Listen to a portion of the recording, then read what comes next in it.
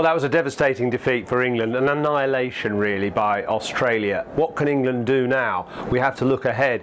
Might as well kind of try and wipe the floor with that performance in a way, because it really was quite demoralising. What can England do though now? Well, I think they have to look at two things. Firstly, they have to look at their batting order, because that's really let them down in both innings. Let's just focus on that a little bit more first with the Investec test tracker and just see how England have constantly lost early wickets. That was the same again in this innings, with Adam Lyth, Alistair Cook unusually out early, Gary Ballance and Ian Bell. Consistently England in the last sort of few months have been 30 or 40 for 3. They keep losing an early wicket. So does that mean the batsmen aren't good enough? Well, I'm not sure that's right. I think maybe they need to learn, and they perhaps need to rejig the order a tiny bit. Let's have a look at the contributions of these players. Adam Lyth, by the way, made 100 only 2 tests ago against New Zealand at Headingley. He's learning the game. He probably still needs to be stuck with. He has got out consistently, caught behind. His contribution over the series so far is just 4% of England's runs, 50 runs in the 2 tests so far. Obviously not enough, but he can probably learn from how he's been out consistently and try and play a more compact game. Alistair Cook, pretty good, 12% of the England runs in the series.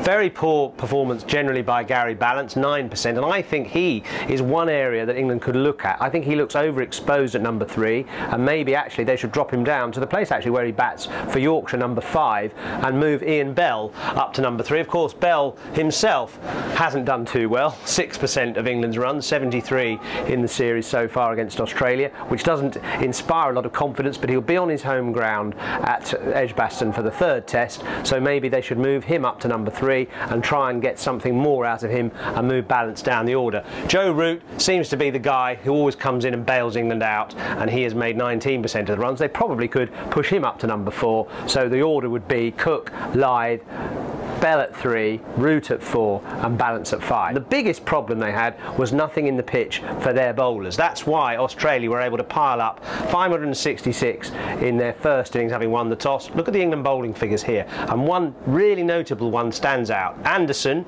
England's best bowler, possibly their greatest ever bowler, over 400 test wickets, 26 overs, 4 maidens, 0 for 99. 26 overs, 4 maidens, 0 for 99. He didn't take any wickets in Australia's second innings either.